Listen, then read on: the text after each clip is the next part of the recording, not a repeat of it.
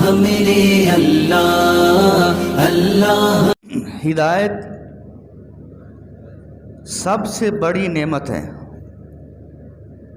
جتنی بھی نعمتیں اللہ رب العزت نے بندے کو عطا کی ہیں، مال عطا کیا ہے، صحت عطا کی ہے، اقتدار عطا کیا ہے، حکومت عطا کی ہے،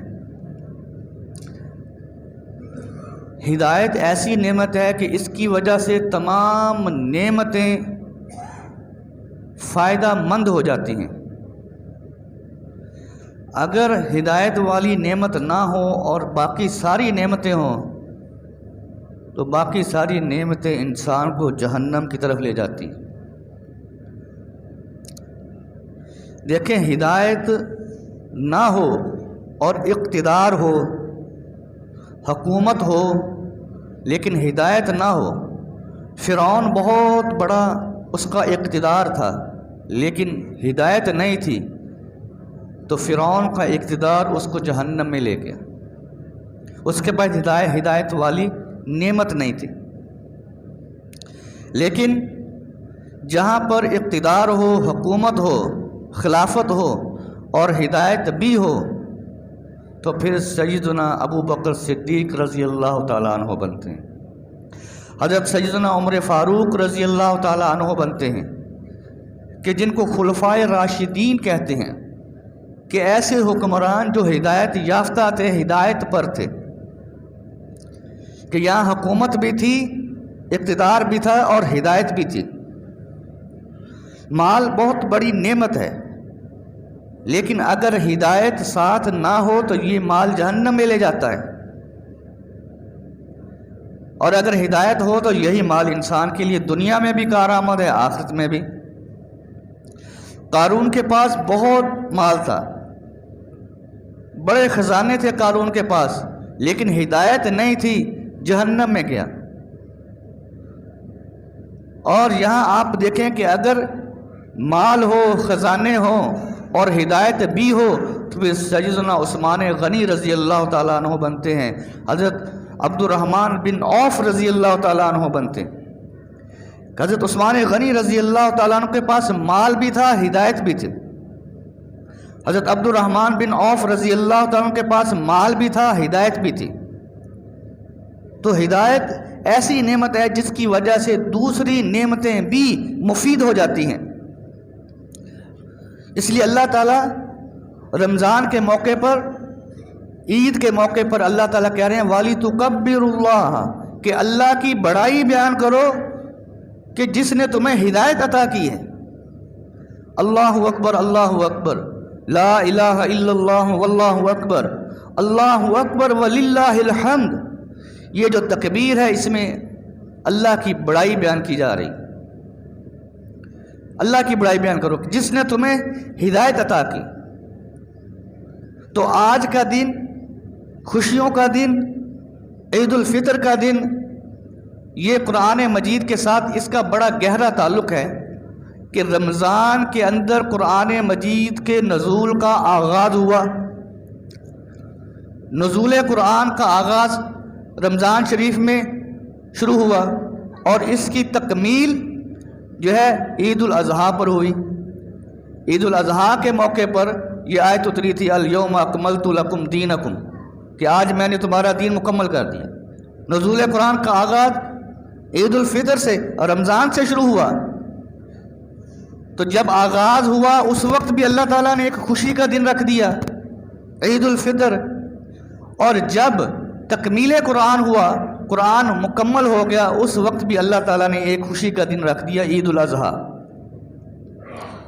تو قرآن مجید اور یہ عید الفطر یا رمضان یہ خوشیوں کا دن ہے، کیونکہ ہماری خوشیاں قرآن سے وابستہ ہے۔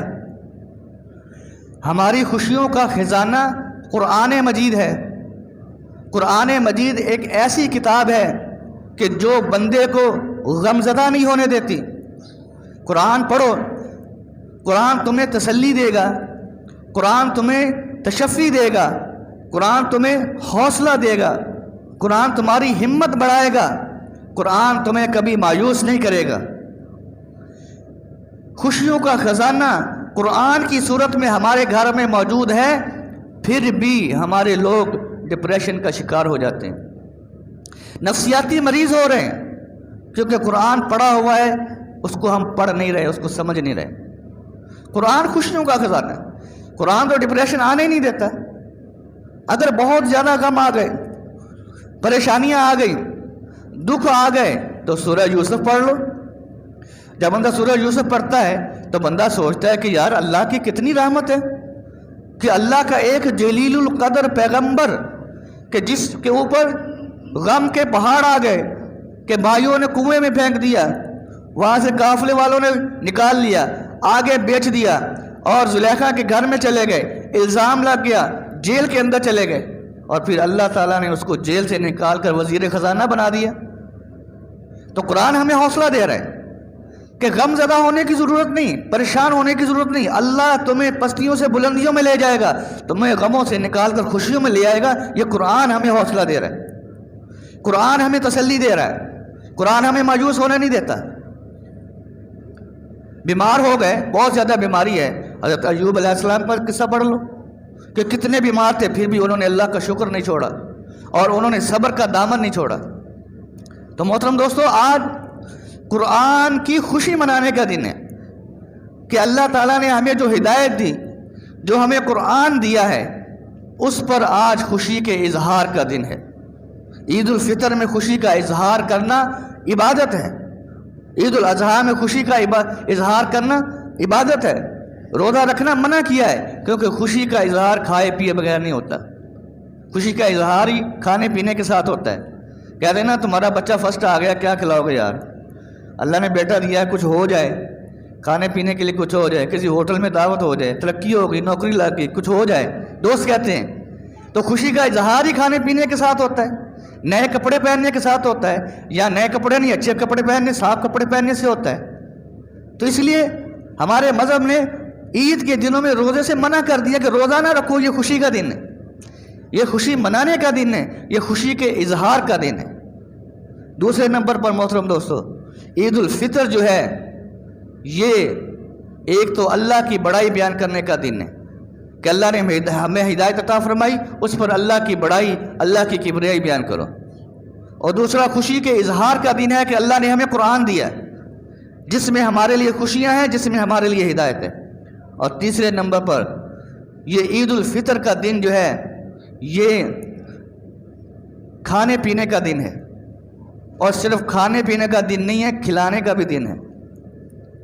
کھانے پینے کا دن بھی ہے اور دوسروں کو کھلانے پلانے کا دن بھی ہے۔ اس لیے صدقۃ الفطر رکھ دیا کہ صدقۃ الفطر ادا کر دو، زکوٰۃ رمضان میں ادا کر دو یا جب چاہو صدقۃ الفطر ادا کر دو، تاکہ جو پسا ہوا، جو پسماندہ طبقہ ہے، آج وہ بھی خوشی سے کھائے پیے۔ ہمارے مذہب کا یہ تھوڑا امتیاز ہے کہ یہ پسے ہوئے لوگوں کو، پسماندہ لوگوں کا ہر وقت خیال رکھتا ہے۔ خوشی کے وقت یہ پسماندہ لوگوں کا زیادہ خیال رکھتا ہے کہ پسماندہ لوگ، جو غریب لوگ ہیں، وہ بھی پیچھے نہ رہ جائیں۔ تو یہ کھانے پینے کا دن بھی ہے اور کھلانے پلانے کا دن بھی ہے۔ اسی طرح یہ عید کا دن ملنے ملانے کا دن بھی ہے۔ عید ہم پڑھتے ہیں، ہم گلے ملتے ہیں، ہمارے یہاں معاشرے میں رواج ہے عید مبارک، عید مبارک، خیر مبارک، ٹھیک ہے، ہمارا معاشرت تھی۔ لیکن صحابہ کرام جب عید ملتے تھے تو وہ یہ کہتے تھے تقبل اللہ منا و منکا، تم نے جو عبادتیں کی، میں نے جو عبادتیں کی، اللہ قبول فرما لے۔ تقبل اللہ، روزے رکھے ہم نے، اللہ قبول فرما لے، تم نے روزے رکھے، اللہ قبول فرما لے، تلاوت کی، اللہ قبول فرما لے، تسبیحات کی، اللہ قبول فرما لے۔ اصل تو قبولیت ہے نا کہ اللہ قبول فرما لے۔ اور صدقۃ الفطر کے بارے میں جیسے میں نے بتایا کہ اگر ایک فائدہ تو یہ ہے کہ غریبوں کا فائدہ ہے، اجر ہے، اور ایک فائدہ یہ ہے کہ اگر روزے کے اندر کمی کوتاہی ہو گئی، خوشی کا دن ہے، تھوڑی خوشی کی بات کرتا ہوں، کمی کوتاہی کا مطلب یہ نہیں ہے کہ سموسے ایک دن 3 کھا لیے، ایک دن 2 کھا لیے، کھانے پینے میں کمی ہو گئی۔ کھانے پینے کی کمی کی بات نہیں ہو رہی، اعمال کی کمی کی بات ہو رہی ہے کہ رمضان کے اندر اعمال میں کمی ہو گئی۔ روزہ رکھ کر جھوٹ نہیں بولنا تھا، بول لیا۔ روزے کے اندر غیبت نہیں کرنی تھی، کر بیٹھے۔ بد نظری کر بیٹھے۔ گناہ نہیں کرنے تھے، ہم کر بیٹھے۔ روزہ تو اللہ نے قبول کرنا، شرائط پوری کر لی ہم نے روزے کی، لیکن جن باتوں سے ہم نے رکنا تھا وہ ہم سے ہو گئیں، تو اللہ کہتا ہے کوئی بات نہیں، تم صدقۃ الفطر ادا کر دو، میں تمہارے رمضان کی عبادتوں میں جو کمیاں کوتاہیاں ہو گئی ہیں معاف کر دوں گا۔ صدقۃ الفطر سے وہ معاف ہو گئی۔ اور ایک حدیث پاک کے اندر آتا ہے کہ اللہ تعالیٰ کی طرف سے، یہ قرآن مجید کے اندر ہے، قوموا کھڑے ہو جو مغفور لہم، تم بخشے بخشائے ہو، قوموا مغفور لہم، تم کھڑے ہو گئے عید کے لیے، قیام میں جاؤ گے، مغفور لہم، اللہ تمہیں بخش دے گا۔ اللہ تعالیٰ فرشتوں سے پوچھتے ہیں کہ بتاؤ آج میرے بندے کیا کر رہے تھے؟ اصل میں اللہ تعالیٰ فرشتوں کو ہر سال یہ جتلاتے ہیں، یہ دکھاتے ہیں کہ جب میں نے اپنا بندہ خلیفہ اس آدم کو پیدا کیا تھا تو تم نے یہ کہا تھا کہ یہ تو دنگا فساد کرے گا، ہم جو ہے آپ کی عبادت کے لیے۔ تو اللہ ہر سال فرشتوں کو دکھانے کے لیے، وہ علیم بذات الصدور ہیں، وہ جانتے ہیں کہ بندے کیا کر رہے ہیں، لیکن فرشتوں سے پوچھتے ہیں کہ بتاؤ میرے بندے کیا کر رہے تھے۔ فرشتے کہتے ہیں یا اللہ تیرے بندے تیرے دربار میں کھڑے تھے، اپنی حاجتیں مانگ رہے تھے، بخشش مانگ رہے تھے، مغفرت مانگ رہے تھے، تو اللہ تعالیٰ کہتے ہیں گواہ ہو جو میں نے اپنے بندوں کو بخش دیا ہے۔ یہ سارا ہر سال اللہ تعالیٰ ان کو دہرانے کے لیے، بتانے کے لیے، جتانے کے لیے ایسا کرتا۔ تو محترم دوستو، جس طرح کھانے پینے کا دن ہے عید کا دن، کھلانے پلانے کا دن بھی ہے، اسی طرح عید ملنے ملانے کا دن ہے۔ دیکھیں جب ہم جماعت میں کھڑے ہوتے ہیں، امام صاحب کیا کہتے ہیں؟ کندھے سے کندھا ملا لو، یہ خوشی کا موقع ہے۔ یہ بتایا جا رہا ہے کہ ہم خوشی کے موقع پر بھی کندھے سے کندھا ملا کر کھڑے ہوتے ہیں، ہم ایک ہوتے ہیں، اکٹھے ہوتے ہیں۔ جب ہم جنازہ پڑھنے جاتے ہیں تو اس وقت بھی امام صاحب کہتے ہیں کہ بھی کندھے سے کندھا ملا لو، یہ بتایا جاتا ہے کہ ہم غم کے اندر بھی کندھے سے کندھا ملاتے ہیں۔ جب ہم خوشی میں اکٹھے ہوتے ہیں تو غم میں بھی اکٹھے ہوتے ہیں، غم میں ہم ساتھ ہوتے ہیں تو خوشی میں لینا نہیں ہوتے، خوشی میں بھی ہم ساتھ ہوتے ہیں۔ ہماری خوشی بھی ایک ہے، ہمارا غم بھی ایک ہے، ہماری خوشی بھی سانجھی ہے اور ہمارا غم بھی سانجھا ہے۔ تو یہ ملنے ملانے کا دن ہے، یہ کھانے پینے کا دن ہے۔ اسی طرح محترم دوستو، تو سب سے اہم بات ہے آج کے دن کے لیے، یہ متحد ہونے کا دن ہے، یہ اکٹھے ہونے کا دن ہے۔ آج ہم نے متحد ہونا ہے، آج ہم نے اکٹھے ہونا ہے۔ کہتے ہیں جی کہ اسلام پسندوں نے، مولویوں نے، دیندار لوگوں نے پاکستان نہیں بنایا۔ پاکستان 1947 کے اندر جب بنا تو 27ویں رات رمضان کی تھی۔ رمضان کے اندر اللہ تعالیٰ نے یہ تحفہ ہمیں دیا تھا، یہ آزادی کی نعمت دی تھی، یہ ملک ہمیں دیا تھا 27 رمضان کو۔ اور کہتے ہیں کہ جی یہ دین پسند لوگوں نے پاکستان نہیں بنایا۔ اور کہا قائد اعظم دیکھو وہ کوئی دیندار تھا، علامہ اقبال کوئی دیندار تھا، کوئی مذہبی بندہ تھا۔ یہ ان پڑھ جاہل لوگ ہیں۔ اگر یہ تاریخ تھوڑی سی پڑھ لیں پاکستان کی، صرف 74 سال پیچھے چلے جائیں، یہ 74ویں عید آج ہم پڑھ رہے ہیں پاکستان کی۔ 1947 کے اندر 27 کو جب پاکستان آزاد ہوا، وہ پہلی عید تھی 1947 کی۔ آج ہم 74ویں عید پڑھ رہے ہیں آزادی کی۔ قائد اعظم رحمۃ اللہ علیہ کا بیانات تو پڑھ لو، نیٹ پر موجود ہیں، تحریری شکل میں موجود ہیں۔ وہ کیا کہہ رہے ہیں؟ انہوں نے کہا دیکھو پاکستان رمضان میں ملا ہے، رمضان اور پاکستان کا آپس میں بڑا گہرا تعلق ہے، اور رمضان اور پاکستان یہ تعلق ہمیں سبق دے رہا ہے کہ پہلے قربانی ہوگی پھر منزل ہوگی۔ رمضان میں ہم قربانی دیتے ہیں کھانے پینے کی، پھر عید آتی ہے۔ تو ان کا یہ سبق دیا جا رہا ہے، اللہ نے ہمیں رمضان میں پاکستان دیا ہے، یہ سبق دیا جا رہا ہے کہ پہلے قربانی ہوگی پھر منزل ہوگی، پہلے مشقت ہوگی پھر آسانی ہوگی، پہلے جد و جہد ہوگی پھر کوشش اور پھر آزادی ہوگی۔ تو یہ کوئی عام بندہ بات کہہ سکتا ہے؟ یہ وہ بندہ کہہ سکتا ہے جو دین کو بڑے گہرے طریقے سے جانتا ہو، جو مذہب کو کی گہرائیوں کو جانتا ہو۔ جب تحریک آزادی شروع ہوئی، کہاں سے شروع ہوئی؟ علماء سے شروع ہوئی۔ مولانا رشید احمد گنگوہی رحمۃ اللہ علیہ نے انگریز کے خلاف تحریک چلائی۔ حافظ ضامن پہلے شہید ہے جن کو سب سے پہلے انگریز کی گولی لگی۔ مولانا محمود الحسن شیخ الہند رحمۃ اللہ علیہ انہوں نے تحریک ریشمی رومال چلائی کہ رومال پر پیغامات لکھ کر چین میں، روس میں، جاپان میں بھیجے جاتے تھے کہ آپ ہمارے ساتھ تعاون کریں اور ان جو ہے لندن والوں سے ہماری جان چھڑائیں۔ یہ کون کر رہے تھے؟ یہ دیندار لوگ کر رہے تھے، یہ مذہبی لوگ کر رہے تھے۔ اور جب نعرہ لگا تھا تو کون سا نعرہ لگا تھا؟ جمہوریت کا نعرہ لگا تھا کہ جمہوریت لائیں گے۔ نعرہ یہ لگاتا تھا کہ پاکستان کا مطلب کیا؟ لا الہ الا اللہ۔ یہ لا الہ الا اللہ کیا ہے؟ یہی تو ہمارا دین ہے، یہی تو ہمارا مذہب ہے کہ لا الہ الا اللہ کا نعرہ لگایا جاتا تھا۔ یہ نہیں کہا جاتا تھا کہ یہاں جمہوریت ہو جائے گی، وہاں سوشلزم ہو جائے گی، وہاں جو ہے کمیونزم ہو جائے گی، وہاں یہ نظام لگا دیں گے۔ نہیں، اس وقت ایک ہی نعرہ لگایا تھا کہ پاکستان کا مطلب کیا؟ لا الہ الا اللہ۔ جو لاکھوں لوگ اپنا وطن چھوڑ کر آئے تھے وہ لا الہ الا اللہ کے نام پر چھوڑ کر آئے تھے، حضور کے نام پر چھوڑ کر آئے تھے۔ جب پہلی عید تھی جو لاہور میں انڈیا سے ٹرین آئی تو ڈبے پر لکھا ہوا تھا لال رنگ سے کہ مسلمانوں تمہارے لیے یہ عید کا تحفہ ہے۔ جب ریلوے والوں نے وہ دروازہ کھولا تو وہ پورا ڈبہ لاشوں سے بھرا ہوا تھا، مسلمانوں کی لاشوں سے بھرا ہوا تھا۔ سینکڑوں ہزاروں بچیوں نے زہر کھا لی، کنووں میں چھلانگیں لگا لی، اور وہ کہتے ہیں کہ یہ دیندار لوگوں نے نہیں بنایا۔ علامہ اقبال رحمۃ اللہ علیہ کا عشق رسول مشہور ہے اور اس میں کوئی شک نہیں، اور انہوں نے جو ایک شعر کہا ہے کہ محمد سے وفا تو نے تو ہم تیرے ہیں، یہ جہاں چیز ہے کہ لوح و قلم تیرے ہیں۔ وہ صرف ایک شعر ہی یہ کہہ دیتے، کوئی نعت نہ لکھتے، کوئی شعر نہ لکھتے، کوئی غزل نہ لکھتے، صرف ایک شعر یہ بنا لیتے تو ان کی بخشش کے لیے یہی کافی ہے۔ ایسا شعر کوئی عام بندہ کہہ سکتا ہے؟ یہ مذہب پسند بندہ کہہ سکتا ہے جس کو دین سے لگاؤ ہے، جس کو مذہب سے لگاؤ ہے، جس کو رسول اللہ صلی اللہ علیہ وسلم سے لگاؤ ہے۔ ایسے شعر، ایسی باتیں وہ لوگ کر سکتے ہیں۔ ہم ایک دفعہ اکٹھے ہوئے تھے 1947 میں، ہم متحد ہوئے، پاکستان بن گیا تھا۔ آپ پوری دنیا کو یہ خط لایا کہ اگر یہ ایک دفعہ پھر اکٹھے ہو گئے تو پاکستان سنور جائے گا۔